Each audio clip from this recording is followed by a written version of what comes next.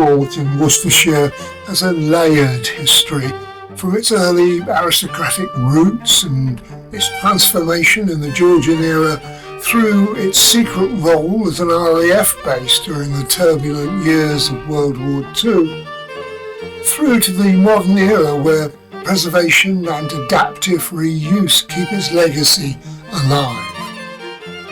Coombe Court stands as a silent witness to centuries of change and innovation, from an aristocratic manor reimagined by visionary landscapers to a top-secret RAF base during World War II, and now a heritage site under the care of passionate conservators. Coombe Court beckons us to explore its many narratives, so let's begin by delving into the remarkable origins of this place.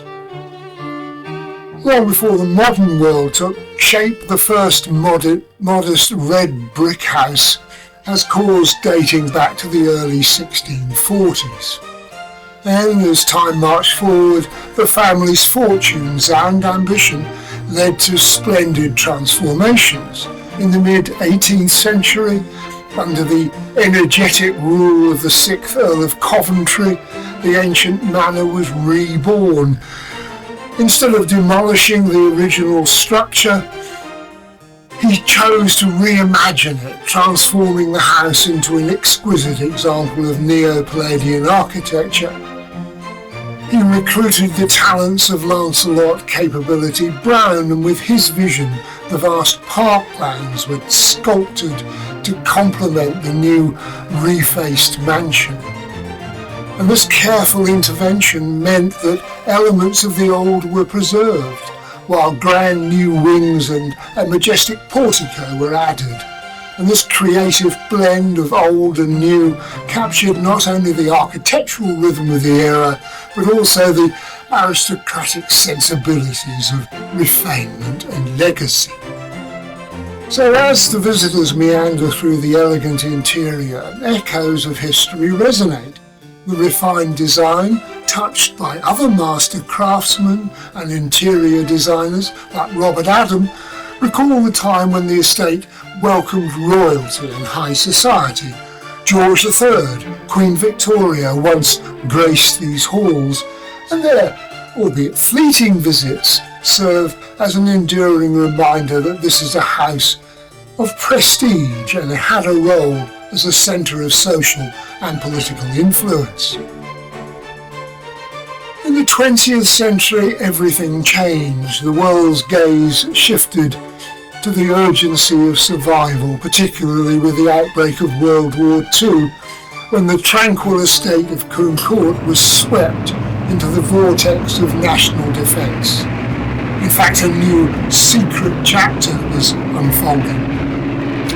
Within the vast grounds of the estate, a discreet yet vital operation took root, a hidden RAF base. Known to the initiated as RAF Defford, this facility was established under strict secrecy to support the development and testing of radar.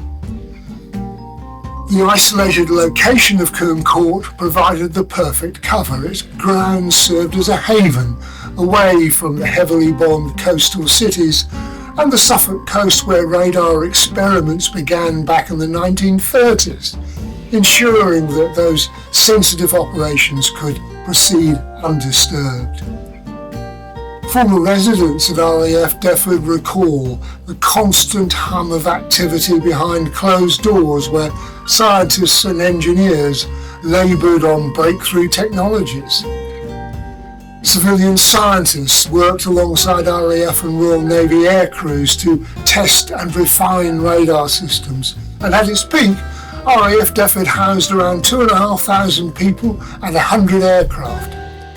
It played a crucial role in the development of airborne radar, and during World War II and the Cold War that followed it. The telecommunications flying unit, later the radar research flying unit, was there conducting flight trials to test radar systems. Airborne interception radar enabled night fighters to detect enemy aircraft in total darkness.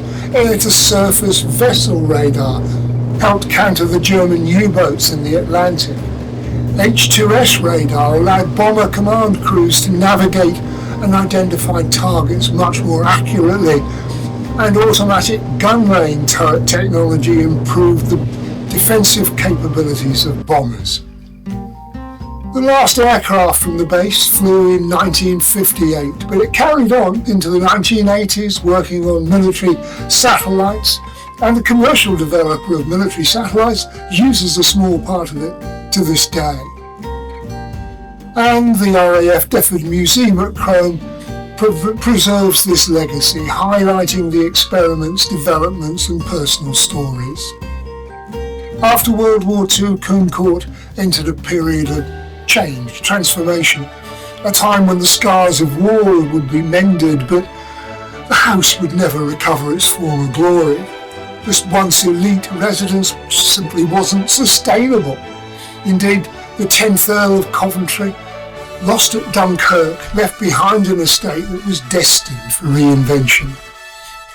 In 1948, the estate was sold to the Roman Catholic Archdiocese of Birmingham and was changed into St Joseph's Roman Catholic School. As educational needs evolved, the campus merged with nearby facilities and the school's activities wound down in 1979. Others owned it over later years, but now it's in the hands of two trusts working together in a unique collaboration. The estate's future is now in the hands of passionate custodians with the Coombe Heritage Trust and the National Trust at the forefront of restoration and conservation efforts. Under their stewardship, Coombe Court now aims to reclaim its story and reintroduce its grandeur to a new generation. The modern narrative of the estate is a careful ballet of shared responsibility. The historic parklands and many of the follies are now in the care of the National Trust, secured through arrangements such as a remarkable 999-year lease. And the heart of the estate, including the main house and several key structures, is owned by the Coombe Heritage Trust. Since acquiring the property in 2007, the Heritage Trust has worked to ensure that every brick and corridor tells a story, from its aristocratic origins through its top-secret wartime days and into its present role. In fact, this modern chapter serves as a testament to the enduring value of heritage. It's a reminder that every era, be it the age of aristocratic grace, the volatile days of conflict, or the challenges of modern transformation, leaves behind lessons and legacies that should continue to inspire us. Coombe Court is not merely a relic of history, it's a dynamic symbol of adaptation, resilience, and the transformative power of human ingenuity.